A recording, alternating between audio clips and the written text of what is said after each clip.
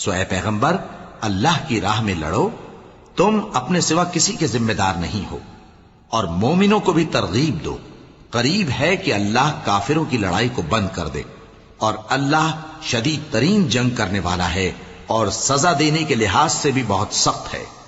جو شخص نیک بات کی سفارش کرے تو اس کو اس کے ثواب میں سے حصہ ملے گا، اور جو بری بات کی سفارش کرے اس کو اس کے عذاب میں سے حصہ ملے گا، اور اللہ ہر چیز پر قدرت رکھتا ہے۔ اور جب تم کو کوئی دعا دے تو جواب میں تم اس سے بہتر کلمے سے اسے دعا دو یا انہی لفظوں سے دعا دو، بے شک اللہ ہر چیز کا حساب لینے والا ہے۔ اللہ وہ معبود برحق ہے کہ اس کے سوا کوئی عبادت کے لائق نہیں، وہ قیامت کے دن تم سب کو ضرور جمع کرے گا، اور اللہ سے بڑھ کر بات کا سچا کون ہوگا؟ اب کیا سبب ہے کہ مسلمانوں تم منافقوں کے بارے میں دو گروہ بن گئے ہو،